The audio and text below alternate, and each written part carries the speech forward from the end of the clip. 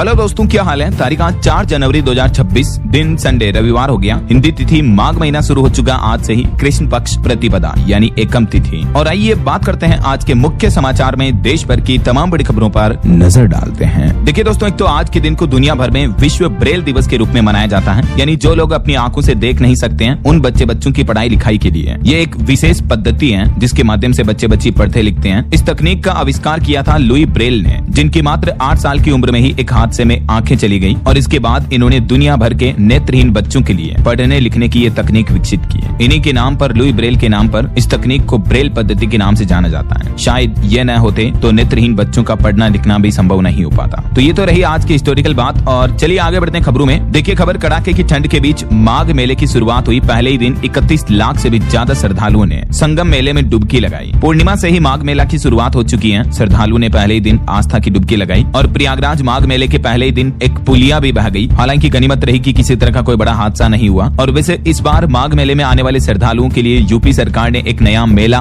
Rail सेवा mobile app भी launch कर दिया है, जहां एक ही प्लेटफॉर्म पर आपको सारी सुविधाएं मिलेगी। इंडियन रेलवे की तरफ से लॉन्च किया गया है। चलिए अगला अपडेट देखिए दोस्तों। इस साल 2026 का ये आज पहला रविवार है और इस मौके पर रवि पुष्य योग भी बन रहा है। पुष्य नक्षत्र के मौके पर कोई भी शुभ कार्य की शुरुआत अगर आप करना चाहते हो तो बिना मुहूर्त देखे की जा सकती है ना। और आज के कुछ बड़े इवेंट देखिए। आज प्रधानमंत्री नरेंद्र मोदी 4 जनवरी को यूपी वाराणसी में 72वें राष्ट्रीय वॉलीबॉल टूर्नामेंट का भी उद्घाटन करेंगे, दोपहर 12 बजे वीडियो कॉन्फ्रेंसिंग के माध्यम से। वहीं पश्चिम रेलवे पर आज मेगा ब्लॉक रहेगा। 3-4 जनवरी को लगभग 250 से ज्यादा लोकल ट्रेनें रद्द रहेगी, मुंबई रूट वाली। और छत्तीसगढ़ रायगढ़ में आज 4 जनवरी को हृदय एवं कैंसर रोग विशेषज्ञों का विशेष शिविर आयोजित होगा। देश के वाणिज्य मंत्री पीयूष गोयल भी 4-5 जनवरी को तमिलनाडु राज्य का दौरा करेंगे। विधानसभा चुनाव की तैयारियों का जायजा भी लेंगे। वहीं महाराष्ट्र निकाय चुनाव को लेकर भी आज 4 जनवरी को उद्धव और मनसे का वचननामा यानी चुनावी घोषणा पत्र जारी किया जाएगा। और बड़ी खबर देखिए, पंजाब में बिजली संशोधन बिल, बीज बिल व मनरेगा बिल के खिलाफ बीकेयू यानी भारतीय किसान यूनियन आज 4 जनवरी को निकालेगा मोटरसाइकिल मार्च भी। भारतीय किसान यूनियन की मांग है इन सभी बिलों को वापस लिया जाए या इनमें संशोधन किया जाए ऐसा। और राजस्थान राज्य में देखिए आज आईटी हब बनने की और एक नई पहल होगी। 4 जनवरी से डिजी फेस्ट टाई ग्लोबल समिट 2026 का आयोजन होने जा रहा। 4 से 6 जनवरी तक चलेगा ये। तो ये तो कुछ आज के बड़े इवेंट रहे। और चलिए आगे बढ़ते हैं अपन खबरों में। देखिए पहली बड़ी खबर, नए साल 2026 की शुरुआत में ही दोस्तों दुनिया में एक बार फिर से टेंशन तनाव भरा माहौल शुरू हो चुका है। युद्ध की शुरुआत हो गई है। देखिए अमेरिका ने वेनेजुएला पर बड़ा हमला किया और वहां के राष्ट्रपति को भी पकड़ लिया और ऐसी हरकत की कि राष्ट्रपति को बेडरूम से पति पत्नी दोनों को घसीटकर बाहर निकाला और फिर उन्हें अमेरिका के न्यूयॉर्क लाया जा रहा है। और ये सब पूरे ऑपरेशन को लाइव देख रहे थे अमेरिकी राष्ट्रपति डोनाल्ड ट्रंप भी।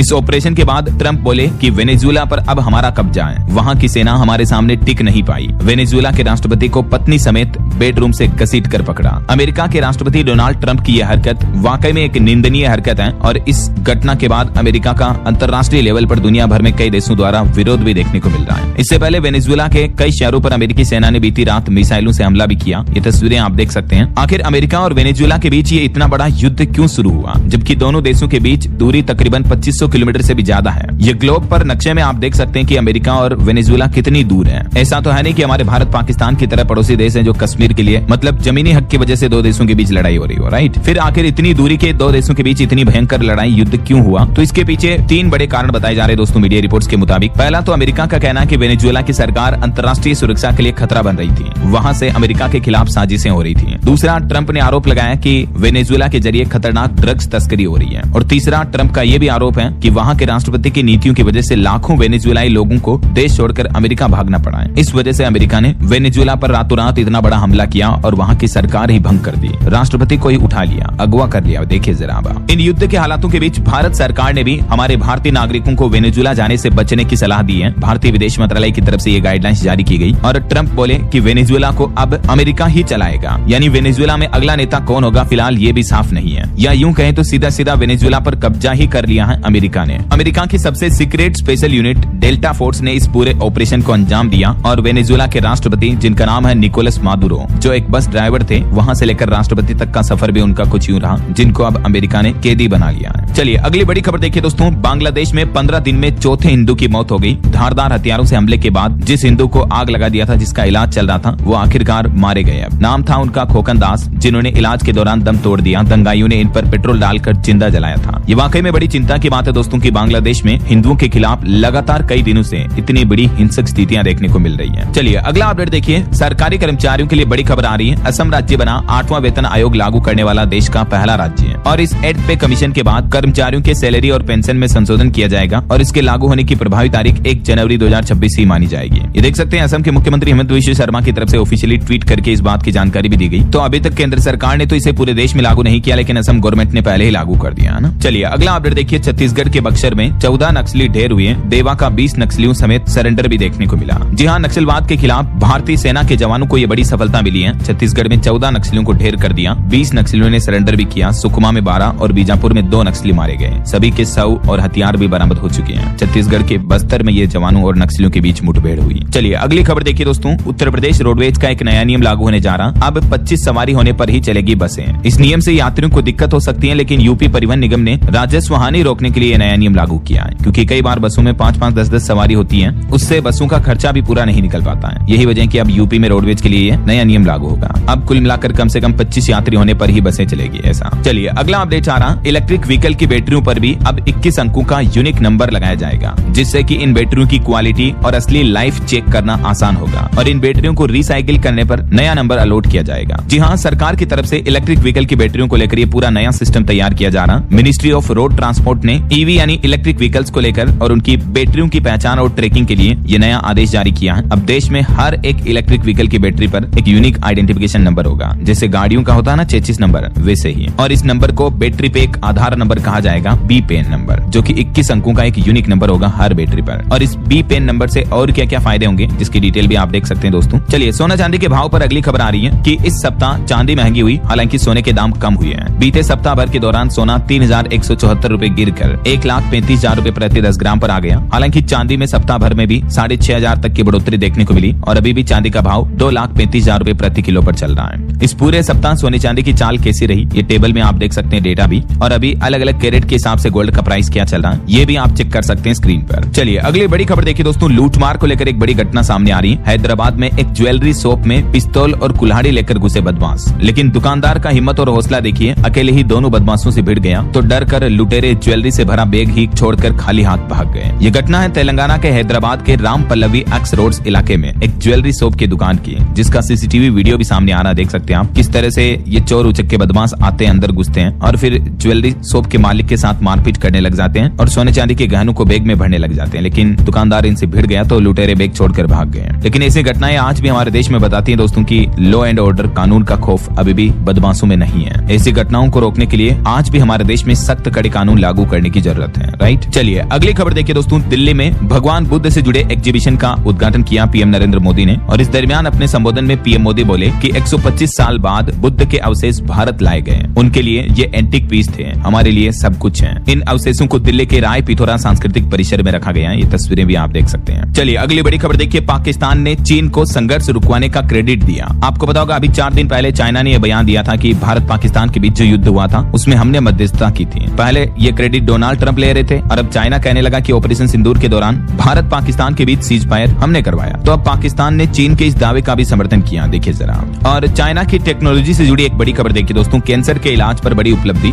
चीन में एआई यानी आर्टिफिशियल इंटेलिजेंस ने बिना लक्षण वाला पेंक्रियाज कैंसर पहचान लिया और एप्पल कंपनी के सीईओ स्टीव जॉब्स की भी जान इसी कैंसर की वजह से गई थी। ये कैंसर होने के बाद 90% मरीज जो है वो 5 साल भी नहीं जी पाते हैं। लेकिन अब एआई इंसानों से भी, विशेषज्ञ डॉक्टरों और वैज्ञानिकों से भी कितना आगे निकल चुका है, इस बात का अंदाजा आप इसी से लगा सकते हैं। चीन में जब 57 साल के मजदूर की डायबिटीज की जांच करवाई जा रही थी, उसी जांच में उन्हें पेनक्रियाज के कैंसर का पता चला और ये कैंसर का टेस्ट भी नहीं किया गया, बल्कि हॉस्पिटल एआई की मदद से जब बीमारियों की पहचान की टेस्टिंग कर रहा था तो एआई ने खुद ये कैंसर डिटेक्ट किया। उसके बाद डॉक्टरों ने तुरंत ऑपरेशन करके ट्यूमर निकाल दिया तो मजदूर की जान बच गई। मेडिकल साइंस में ये एक बहुत ही बड़ी उपलब्धि है एआई और टेक्नोलॉजी के माध्यम से, है ना, क्योंकि जहां टेस्ट फेल हो रहे हैं वहां भी एआई पास हो रहा है। चलिए अगला अपडेट आ रहा, सदानंद दाते बने महाराष्ट्र के नए डीजीपी, जो कि 26/11 आतंकी हमले के भी हीरो रहे थे। और वहीं पॉलिटिक्स से खबर आ रही दोस्तों, पश्चिम बंगाल में चुनाव से पहले टीएमसी सांसद मौसम नूर कांग्रेस में लौटी, ये मालदा से चुनाव लड़ सकते हैं, ऐसी मीडिया रिपोर्ट्स हैं। और बड़ी खबर आ रही, दिल्ली पुलिस ने 180 करोड़ के साइबर फ्रॉड का बड़ा भंडाफोड़ किया, 2 लोगों को गिरफ्तार किया, 20 सेल कंपनियों से इन्होंने रकम ट्रांसफर की थी। दिल्ली पुलिस ने ऑपरेशन साई होक के तहत ये बड़े साइबर क्राइम नेटवर्क का खुलासा किया। चलिए अगली खबर देखिए, एक देश एक पंचांग सिस्टम के लिए एक नया प्लेटफॉर्म बनेगा। केंद्रीय संस्कृत विश्वविद्यालय की वेबसाइट से प्रिंट करा सकेंगे कैलेंडर। जी हाँ, हिंदी कैलेंडर के कॉन्फ्लिक्ट को खत्म करने के लिए ये एक नई पहल है। एक देश एक पंचांग मतलब कई बार आपने देखा होगा तिथियों की गणना अलग अलग पंचांगों में अलग अलग देखने को मिलती है। कुछ पंचांग बता बताते हैं दिवाली कब है, कुछ पंचांग बताते हैं, राखी कब है, त्योहारों की अलग अलग तारीखें आती है, राइट। तो इस तरह के विरोधाभास को खत्म करने के लिए अब ये नई पहल की जा रही है। देश में अब व्रत, त्योहारों या तिथियों में मत भिन्नता नहीं रहेगी। सनातन धर्मावलंबी एक ही पंचांग को माने, इसके लिए अब केंद्रीय सांस्कृतिक विश्वविद्यालय ने ये एक नई प्लेटफॉर्म देने की पहल की है। ऑनलाइन इस पोर्टल के माध्यम से जल्दी आपको एक देश एक पंचांग का लिंक मिलेगा, जिसे आप डाउनलोड कर पाएंगे, है ना। चलिए बड़ी खबर देखिए दोस्तों, मध्य प्रदेश के इंदौर में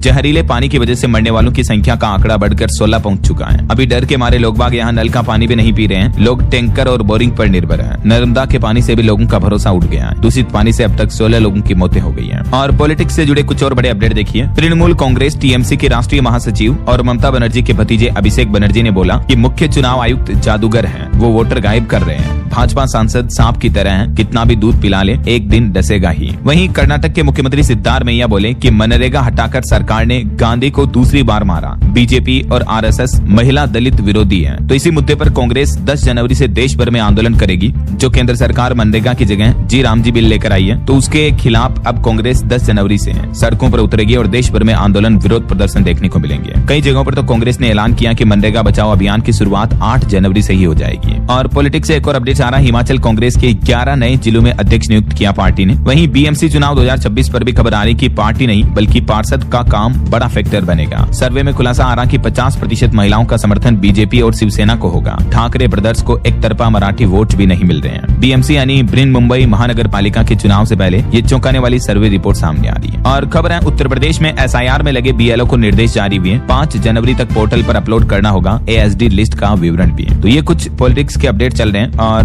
इस बीच देखिए अगली बड़ी खबर, 23 साल पुरानी सरकारी कर्मचारियों की मांग आखिरकार पूरी होने जा रही है। तमिलनाडु राज्य में लागू होगी एश्योर्ड पेंशन योजना। जी हाँ, तमिलनाडु सरकार ने अपने सरकारी कर्मचारियों और शिक्षकों के लिए एश्योर्ड पेंशन योजना लागू करने का ऐलान किया है। खुद तमिलनाडु के मुख्यमंत्री एम.के. स्टालिन की तरफ से सरकारी कर्मचारियों को यह भरोसा दिया गया। यानी यूं समझ सकते हैं कि तमिलनाडु में सरकारी कर्मचारियों को फिर से पुरानी पेंशन जैसे ही लाभ मिलना शुरू हो जाएंगे। जो नई पेंशन स्कीम है उससे हटकर होगी ये एश्योर्ड पेंशन स्कीम, जिसमें ओपीएस जैसे ही लाभ बेनिफिट देखने को मिलेंगे। और वहीं बड़ी खबर आ रही है, एम्स के नियमों में बड़ा बदलाव किया गया। अब ऑनलाइन अपॉइंटमेंट लेने वालों की तरजीह है, यानी इस तरह के पेशेंट को वरीयता दी जाएगी, प्राथमिकता दी जाएगी। बाकी के मरीजों को लंबा इंतजार करना पड़ सकता है। यानी एम्स के नए नियमों के तहत जो लोग बिना ऑनलाइन अपॉइंटमेंट के आते हैं उन्हें अब इलाज के लिए लंबी लाइन में लगना पड़ सकता है। क्योंकि एक तो रेफरल मरीजों को खास प्राथमिकता इसलिए दी जा रही है क्योंकि ये ऐसे मामले होते हैं जिनका इलाज दूसरे अस्पतालों में मुश्किल होता है। इसलिए एम्स यानी अखिल भारतीय आयुर्वेद संस्थान ने अपने इलाज के नियमों में यह बड़ा बदलाव किया है और इसको लेकर ये गाइडलाइंस भी जारी कर दिया है। और वहीं देखिए उत्तर प्रदेश की राजनीति में एक बड़ी घोषणा, अखिलेश यादव ने ऐलान करते हुए कहा कि प्रदेश में सपा की सरकार बनने पर महिलाओं को हर साल मिलेंगे 40-40 हजार रूपए। सपा प्रमुख अखिलेश यादव की तरफ से ये घोषणा की गई। और वहीं आने वाले बजट 2026 को लेकर भी एक रिपोर्ट सामने आ रही दोस्तों। चावल निर्यातकों ने वित्त मंत्रालय से अपील की है, किसानों की आय व वैश्विक हिस्सेदारी बचाने के लिए भी पैकेज जरूरी है। तो केंद्र सरकार से गुजारिश की है कि आने वाले बजट में इस तरह का पैकेज भी रखा जाए। और वैसे बजट में 30% स्लेब वाले टैक्स पेयर्स को भी खुशखबरी मिल सकती है, क्योंकि अभी लगभग 12 लाख रुपए तक तो टैक्स फ्री है। तो अब आखिर मिडिल क्लास के लिए इनकम टैक्स को लेकर सरकार का अगला दांव क्या होगा, ये भी देखना बड़ा दिलचस्प होगा। 1 फरवरी 2026 को बजट जारी किया जाएगा।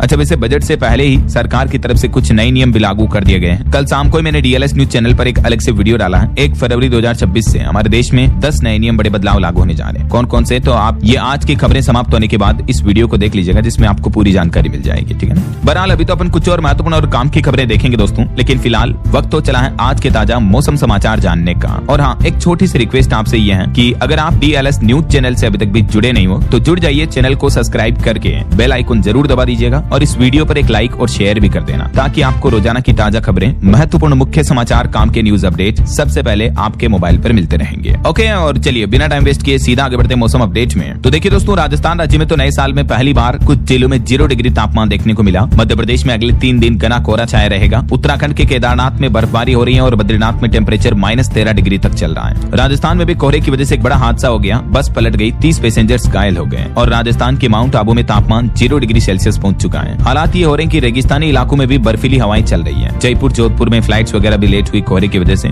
और इधर मध्य प्रदेश की स्थितियां देखिए, एमपी में भी कोहरे की वजह से कई ट्रेनें 7 घंटे तक लेट रही। जनवरी में मध्य प्रदेश में 15 दिन शीतलहर चलेगी। इंदौर, भोपाल, ग्वालियर में बारिश के भी आसार हैं। वहीं हरियाणा राज्य में भी देखिए दोस्तों, पहली बार घने कोहरे का रेड अलर्ट जारी हुआ। 3 जिलों में विजिबिलिटी 0 चल रही है। 4 डिग्री सेल्सियस तक तापमान भी गिरेगा। हरियाणा के 9 जिलों में कोल्ड डे की चेतावनी भी है। और उत्तराखंड में तो देखिए, बारिश और बर्फबारी की कमी की वजह से पूरा हिमालय मानो सूख सा गया है। पूरे उत्तराखंड में दिसंबर में बारिश नहीं हुई। ग्लेशियर और फसलों पर भी इफेक्ट पड़ेगा, वरना सर्दियों में भी उत्तराखंड जैसे से पहाड़ी इलाकों में कई दिनों में अच्छी बारिश देखने को मिलती है। बाकी और भी दोस्तों अगले 24 घंटों के दौरान देश भर में मौसम की संभावित गतिविधियां क्या रह सकती हैं। स्काईमेट वेदर की रिपोर्ट के मुताबिक कुछ डिटेल्स आप देख सकते हैं। अगले 2 दिन देश में मौसम का हाल क्या रहेगा। मैदानी इलाकों वाले राज्यों में घना कोहरा छाया रहेगा और पहाड़ी राज्यों में भारी बर्फबारी की भी चेतावनी है। बाकी ये भारत के मानचित्र में आप देख सकते हैं किन किन राज्यों में शीतलहर और कोहरे का अलर्ट जारी हुआ। उत्तर प्रदेश में भी मौसम विभाग ने कहा कि आने वाले 2 दिनों में 5 डिग्री तक गिर सकता पारा। कई जिलों में दृश्यता शून्य हुई। मौसम विभाग ने डरावने वाली चेतावनी जारी की है कोहरे को लेकर। ओके, और चलिए मौसम के बाद आगे बढ़ते हैं खबरों में। कुछ मार्केट अपडेट्स पर नजर डालते हैं। देखिए आप, अडानी इंटरप्राइजेज अगले सप्ताह 1000 करोड़ का पब्लिक बॉन्ड इश्यू लॉन्च करेगी। निवेशकों के लिए अपडेट है। वहीं खबर देखिए, भारत ने रूसी तेल आयात को लेकर अपने संकल्प पर मजबूती दिखाई और देश को 78,000 करोड़ से 98,000 करोड़ की बचत होने का अनुमान है। रूस से तेल इंपोर्ट पर रोक लगाने वाला कोई निर्देश जारी नहीं किया गया।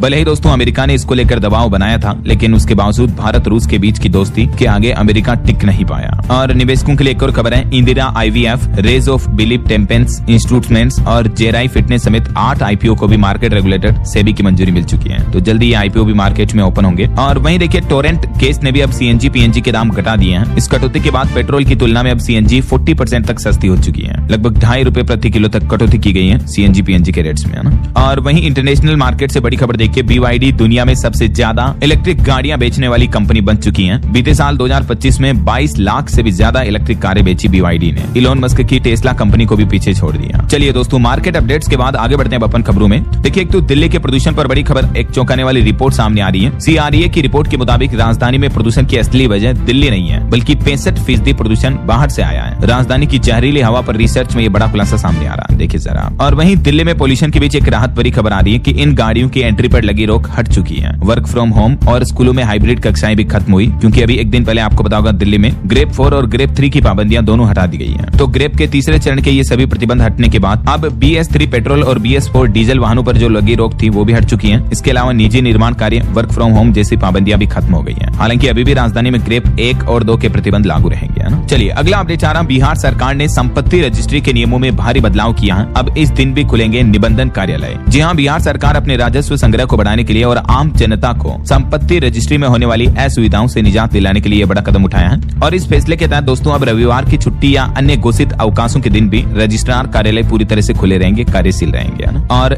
CPC को लेकर भी खबर आ रही। देखिए, CRPF ने आर्थिक हितों की पैरवी करने के लिए बनाया नया बोर्ड। 8वें वेतन आयोग तक पहुंचाएगा अपने सुझाव भी। और बड़ी खबर देखिए, उत्तर प्रदेश में साइबर अपराध और अपराधियों पर नकेल कसेंगे खास तरह के कमांडो। इसके लिए एक विशेष टीम तैयार की गई है योगी सरकार की तरफ से। और यूपी पुलिस के भी जोन स्तर के पुलिस कर्मियों को स्पेशल ट्रेनिंग दी जा रही है साइबर क्राइम पर लगाम लगाने के लिए। वहीं खबर देखिए, गृह मंत्री अमित शाह अभी 2 दिन के अंडमान निकोबार के दौरे पर पहुंचे और इस दरमियान अमित शाह ने यहाँ तकरीबन 373 करोड़ रुपए की विभिन्न परियोजनाओं का उद्घाटन और शिलान्यास किया। और आपके बच्चों को लेकर एक चौंकाने वाली खबर सामने आ रही। देखिए, वैज्ञानिकों की ये 2 स्टडी हर माता पिता को जानना जरूरी है। एक तो जो आजकल के बच्चे मोबाइल फोन ज्यादा देखते हैं, तो बच्चों का स्क्रीन टाइम बढ़ने से न सिर्फ उनकी आंखों को नुकसान पहुंचता है, बल्कि बच्चों के दिमाग भी खोखले हो रहे हैं। हालिया रिसर्च में डॉक्टरों और वैज्ञानिकों ने पाया कि अगर बच्चे में लंबे समय तक गुस्सा, चिड़चिड़ापन, नींद न आना, पढ़ाई में गिरावट होना या व्यवहार में अचानक बदलाव दिखे, तो माता पिता इन बदलावों को नजरअंदाज न करें, बल्कि समय रहते मानसिक स्वास्थ्य विशेषज्ञ से सलाह लें, जिससे बच्चों के भविष्य में आने वाली बड़ी परेशानी से बचा जा सकता है। क्योंकि आपको पता होगा आजकल के बच्चे जो फोन बहुत ज्यादा देखते हैं, इस वजह से कई अस्पतालों में डॉक्टरों के सामने एक केस आ रहे हैं, बच्चों की आंखों में जलन हो रही, सूखापन, धुंधला दिखाई देना, इस तरह की समस्याएं देखने को मिल रही है। इसके अलावा एक केस स्टडी देखिए, बच्चों की पढ़ाई के साथ बढ़ता स्क्रीन टाइम बच्चों के साथ किस तरह से व्यवहार में भी चिड़चिड़ापन आ रहा है। उसके बाद मोबाइल फोन से दूरी बनाने पर बच्चों में गुस्सा और भावनात्मक खिंचाव भी देखने को मिल रहा है। तो इसीलिए एक्सपर्ट्स की भी ये सलाह कि बच्चों से अचानक मोबाइल फोन ना छीने, बल्कि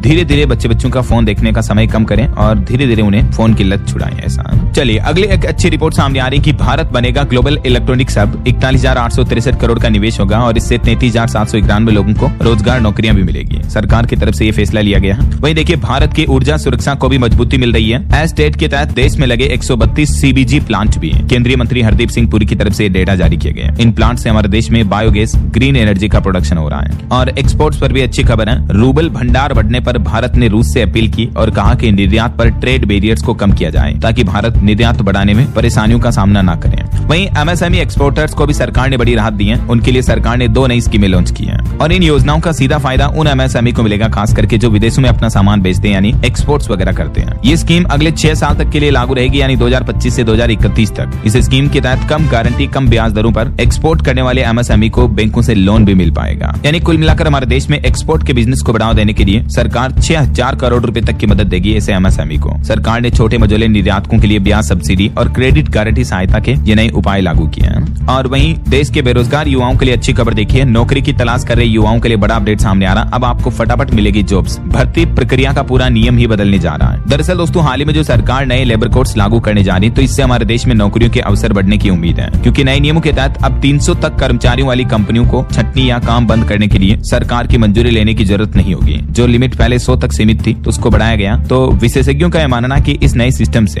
कंपनियां बिना डर के ज्यादा लोगों को नौकरियों पर रख सकेगी। तो कहीं न कहीं इन न्यू लेबर कोड्स का बेनिफिट इंडस्ट्री में देखने को मिलेगा, नई जॉब अपॉर्चुनिटी भी खुलेगी, है ना। चलिए अगला अपडेट देखिए, इलाहाबाद हाईकोर्ट का बड़ा फैसला, रेंट एग्रीमेंट नहीं होने पर भी मामले की सुनवाई कर सकता है किराया प्राधिकरण। मकान मालिक किराएदार के एक विवाद भरे मामले को लेकर बड़ा फैसला सुनाया हाईकोर्ट ने। वहीं खबर है, भारतीय सेना को मिलेगा PULS rocket system. NIBE limited को 293 करोड़ का इमरजेंसी ऑर्डर जारी किया रक्षा मंत्रालय ने। और खबर है, पंजाब में अब गर्भवती महिलाओं को मुफ्त अल्ट्रासाउंड की सेवा मिलेगी। हर महीने 20,000 महिलाओं को लाभ मिल रहा है। और वहीं दोस्तों, भारत की एक बड़ी उपलब्धि देखिए, देश की पहली हाइड्रोजन ट्रेन बनकर तैयार हो चुकी है, जो कि हरियाणा के जिंद और सोनीपत रूट पर चलेगी। 26 जनवरी से इसका ट्रायल शुरू होगा। और खबर है, अब मेड इन इंडिया होगा हर पुर्जा। भारत में बनेंगे मोबाइल के दिल और दिमाग भी। जी हाँ, भारत में अभी भी वैसे मोबाइल फोन और लैपटॉप का निर्माण बड़े स्तर पर हो रहा है, लेकिन अब हर एक छोटे छोटे पुर्जों को भी भारत में ही बनाया जाएगा। चीन पर निर्भरता कम की जाएगी। केंद्र सरकार ने इलेक्ट्रॉनिक्स कंपोनेंट्स मैन्युफैक्चरिंग स्कीम जो लेकर आई, वो इसी निर्भरता को खत्म करने के लिए लाई गई है, जिसके तहत मैंने आपको बताया ना 42,000 करोड़ का निवेश किया जाएगा और हजारों नौकरियों के नए अवसर भी पैदा होंगे, है ना। वहीं खबर देखिए, बिहार में जीविका कर्मियों का वेतन बढ़ाने का फैसला लिया है नीतीश सरकार ने। इस तारीख से ही बढ़ी हुई सैलरी मिलेगी, आदेश भी जारी हो चुका है। बिहार सरकार द्वारा जारी आदेश के मुताबिक अब समारोह से लेकर ब्लॉक स्तर तक हर श्रेणी के कर्मचारियों के वेतन में 10 से 30% तक की बढ़ोतरी की गई है और ये बढ़ोतरी 1 अप्रैल 2026 से ही लागू हो जाएगी।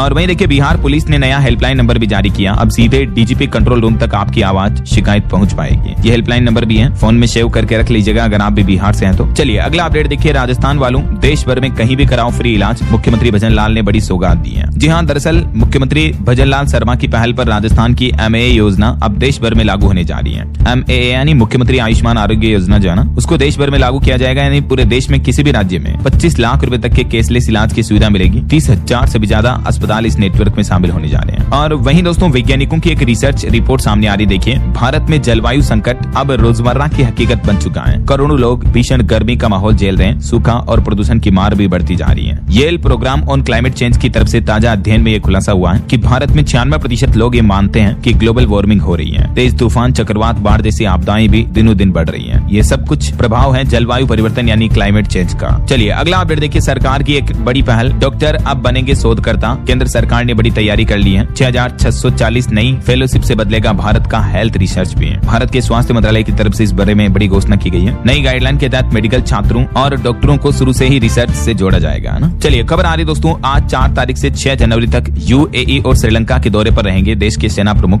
रणनीतिक तौर पर यह बेहद अहम यात्रा होगी। वहीं खबर है, अब केंद्र सरकार का दुर्लभ खनिजों पर फोकस है। विदेशों में संपत्तियों से लेकर रिसाइकलिंग तक समीक्षा की जाएगी। और रेल हादसों के बाद अब मंत्रालय ने बड़ा एक्शन लिया। मंडल के प्रमुख अधिकारियों का भी तबादला कर दिया है। हाल ही में कुछ मालगाड़ी वगैरह के जो हादसे हुए, उसके बाद इंडियन रेलवे ने ये बड़ा फैसला लिया है। चलिए अगली बड़ी खबर देखिए दोस्तों, महाराष्ट्र राज्य का ये मामला है। एक बच्चे को जन्म देने के लिए 6 किलोमीटर पैदल चली गर्भवती महिला और अस्पताल पहुंचते पहुंचते दम तोड़ दिया। महाराष्ट्र के गढ़चिरौली का यह मामला, एक गर्भवती महिला, नाम है आशा संतोष किरंगा, 6 किलोमीटर पैदल चलने के बाद मौत हो गई। उम्र 24 साल 9 महीने की गर्भवती थी। अब ये हालात आज हमारे देश में बताते हैं कि दोस्तों अभी भी बुनियादी स्वास्थ्य सुविधाएं भी कई लोगों को नहीं मिल पा रही है, बल्कि सुविधाएं व्यवस्थाएं सिर्फ नेताओं के घोषणा पत्र तक ही सीमित है, क्योंकि महिला को एम्बुलेंस तक नहीं मिली। 6 किलोमीटर पैदल चली। यार देखिए जरा हालात। और अगला अपडेट देखिए, अरावली पर्वतमाला को लेकर एक रिपोर्ट सामने आ रही कि अरावली का 1/3 हिस्सा पारिस्थितिकी खतरे में है। स्वतंत्र अध्ययन ने दी केंद्र के 0.19% के दावे को चुनौती। वहीं देखिए, बिहार में विजय सिन्हा ने 31 मार्च तक FIFO व्यवस्था पर रोक लगा दी है। प्राथमिकता भी बताई, इस तारीख को सभी DCLR की बैठक भी होगी। जाएगी। नीतीश सरकार ने बिहार भूमि पोर्टल पर लागू इस व्यवस्था को 31 मार्च 2026 तक अस्थायी रूप से स्थगित करने का फैसला किया। डिप्टी सीएम ने आदेश जारी किया। और रोड एक्सीडेंट पर रिपोर्ट आ रही कि पिछले 2 सालों में जम्मू श्रीनगर जम्मू हाईवे पर 2300 सड़क दुर्घटनाओं में 350 से ज्यादा लोगों ने जान गंवाई। और उत्तर प्रदेश की ये चोरी की बड़ी घटना देखिए दोस्तों, रोडवेज डिपो से चोरी हो गई 15 बसों की बैटरियां। सुरक्षा गार्ड तो सोते रह गए और कड़ाके की ठंड कोहरे का फायदा उठाते हुए चोरों ने यूपी बागपत बड़ौत में रोडवेज बस स्टैंड से बसों की बैटरियां चोरी कर ली। वो भी 1, 2, 5, 10 नहीं बल्कि पूरी 15 बसों की बैटरियां। देखिए जरा। चलिए खबर देखिए, महाराष्ट्र में बड़े साइबर फ्रॉड का पर्दाफाश हुआ। 1400 की आबादी वाले गाँव में बना दिए 27,000 फर्जी जन्म प्रमाण पत्र। महाराष्ट्र के यवतमाल जिले की ये चौंकाने वाली घटना सामने आ रही है। वहीं बिहार वासियों के लिए एक और अच्छी खबर है, बुजुर्गों को अब घर बैठे मिलेगी स्वास्थ्य सुविधाएं। मुख्यमंत्री नीतीश कुमार ने एक नई योजना की घोषणा की है। यह 7 निश्चय 3 पहल का एक हिस्सा है, जिसके तहत जो वृद्ध जन है हॉस्पिटल नहीं आ सकते, उनको सारी बुनियादी हेल्थ फैसिलिटी अब घर पर ही मुहैया करवाई जाएगी। बुजुर्गों को घर पर क्या क्या फैसिलिटी मिलेगी, डिटेल जानकारी आप देख सकते हैं। इसके बारे में आप सरकार को सुझाव भी भेज सकते हैं इस ईमेल के माध्यम से।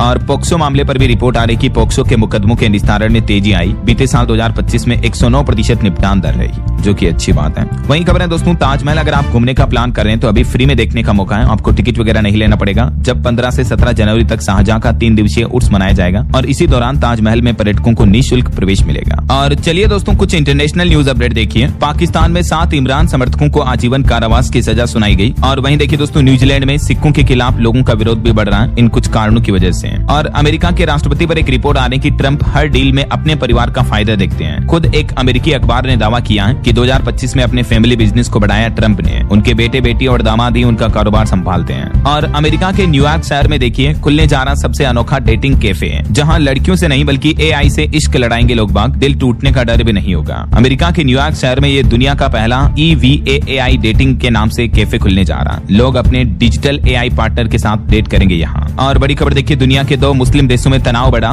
यमन में सऊदी अरब ने UAE समर्थित संगठन के क्षेत्र में बमबारी की, 20 लोगों की मौत हो गई। इस साल 2026 की शुरुआत में ही दुनिया भर में टेंशन का माहौल दिख रहा, जहां अमेरिका ने भी वेनेजुएला पर हमला कर दिया। इस बीच खबर आ रही कि अमेरिकी वेनेजुएला जंग से कच्चा तेल भी महंगा हो सकता है और भारत के तेल आयात पर भी असर पड़ सकता है। तो पेट्रोल डीजल की कीमतें वगैरह भी बढ़ सकती हैं अगर ये टेंशन भरा माहौल कम नहीं हुआ तो। और इस बीच देखिए, ईरान अमेरिका मसले पर भी बड़ी खबर आ रही है कि अमेरिका करेगा मदद। ईरान के प्रदर्शनकारियों के समर्थन में उतरे ट्रंप, दोनों देशों के बीच तनाव बढ़ा। तो ये कुछ इंटरनेशनल माहौल चल रहा। और चलिए आगे बढ़ते हैं खबरों में। देखिए, ऑटो इंडस्ट्री से खबर आ रही है। 13 जनवरी को लॉन्च होगी टाटा पंच की नई फेसलिफ्ट वर्जन। और उत्तर प्रदेश की ये एक घटना देखिए दोस्तों, माँ को मारकर 16 घंटे लाश के पास बैठा रहा बेटा। जमीन हड़पने के लिए कपिल ने माँ सावित्री को मौत की सजा सुनाई। देखिए जरा, 35 साल के इकलौते बेटे ने 55 साल की माँ की गला घोंटकर हत्या कर दी। यार जमाना कितना खराब आ गया। ऐसी घटनाएं देखकर इतना दुख होता है दोस्तों। 7 बीघा जमीन बेचने को लेकर ये विवाद था। पिता की पहले से मौत हो चुकी है और बेटा ऐसा निकला कि क्या ही कहोगे ऐसे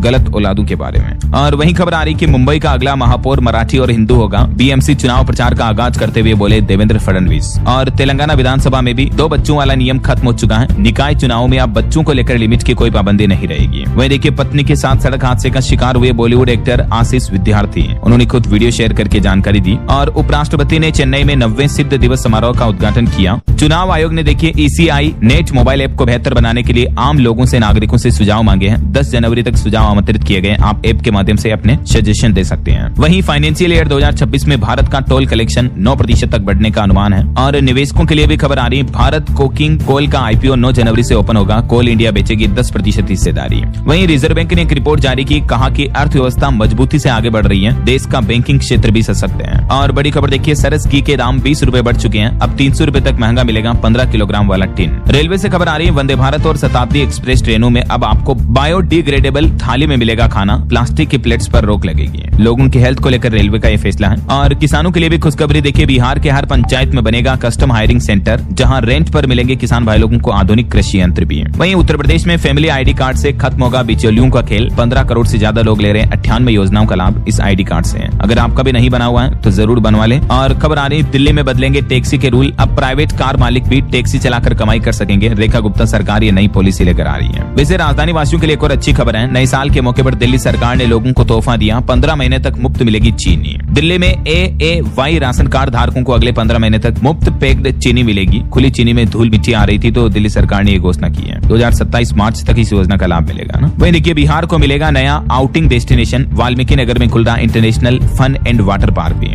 और भारत में लोगों की उम्र को लेकर एक चौंकाने वाली रिपोर्ट सामने आ रही दोस्तों कि इस राज्य के लोगों की उम्र सबसे कम है। हैं। साल 2051 तक केरल के लोगों की लाइफ एक्सपेक्टेंसी सबसे ज्यादा होगी, जबकि अभी भारत में छत्तीसगढ़ ऐसा राज्य है जहां लोगों की एवरेज उम्र लाइफ एक्सपेक्टेंसी सबसे कम है। यहाँ रहने वाले लोग भारत के अन्य राज्यों की तुलना में लगभग 4.5 साल कम जीते हैं, जबकि केरल में 75 साल दर्ज की गई है लोगों की एवरेज उम्र। हालांकि उत्तर प्रदेश मध्य प्रदेश का भी बुरा ही हाल है, लेकिन इस रिपोर्ट से लगता है कि केरल राज्य के लोग सबसे ज्यादा खुशहाल है, अपने जीवन से संतुष्ट है। राइट। और वहीं खबर आ रही है देश के इस राज्य में जारी रहेगा मनरेगा। केंद्र सरकार की जी राम जी योजना को लागू करने से मना कर दिया है, तेलंगाना सरकार की तरफ से ये घोषणा की गई है। वहीं खबर है असम सरकार ने नए साल पर तोहफे में पत्रकारों को बांटे मोबाइल फोन, 2 पत्रकारों ने वापस भी लौटा दिया।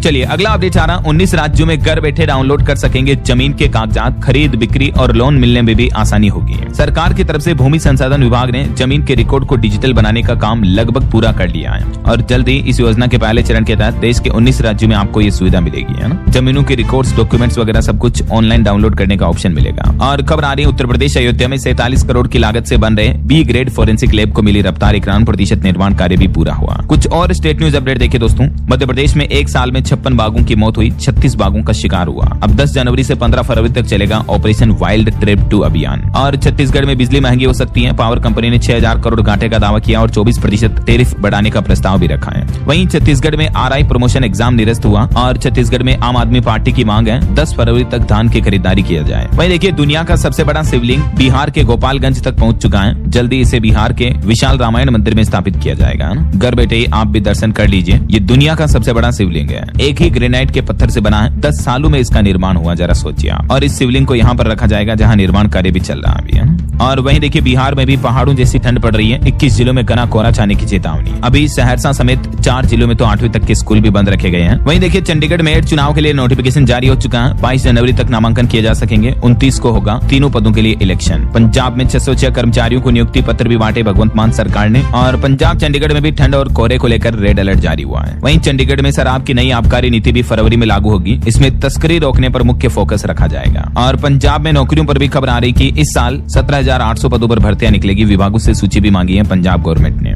वहीं देखिए उत्तराखंड में भी वार्ड बॉय और पर्यावरण मित्र के 1046 पदों पर होगी भर्ती, स्वास्थ्य मंत्री ने विभागीय अधिकारियों को निर्देश दिए। और खेल जगत से खबर है न्यूजीलैंड सीरीज के लिए भारतीय वनडे टीम का ऐलान भी हो चुका है, पहला मैच 11 जनवरी को खेला जाएगा। ओके, और अंत में आज के राशिफल पर नजर डालते हैं। देखिए दोस्तों, वृष राशि वालों की इनकम बेहतर होगी, कन्या और तुला राशि वालों की प्रॉपर्टी की परेशानी सुलझ सकती है। और भी कुछ अलग अलग राशियों का राशिफल आप देख सकते हैं स्क्रीन पर। और हाँ दोस्तों, आप मुझे कमेंट करके बताइए कि अभी दुनिया का सबसे बड़ा रामायण मंदिर किस राज्य में बनाया जा रहा है, कमेंट में लिखिए। सही जवाब देने वाले लोगों को रैंडमली सेलेक्ट होने पर DLS न्यूज टीम की तरफ से शानदार सरप्राइज गिफ्ट जीतने का मौका मिलेगा। और इसी के साथ ही अगर आपको वीडियो अच्छा लगा तो इसे लाइक करना, शेयर भी करना, DLS न्यूज चैनल को सब्सक्राइब करके बेल आइकन जरूर दबा देना, रोजाना ऐसी इन्फॉर्मेटिव जानकारियां, महत्वपूर्ण समाचार देखते रहने के लिए। ओके, ख्याल रखिएगा अपने आपका, अपने परिवार का। मिलेंगे अगले नेक्स्ट अपडेट में, तब तक के लिए जय हिंद, जय भारत, वंदे मातरम।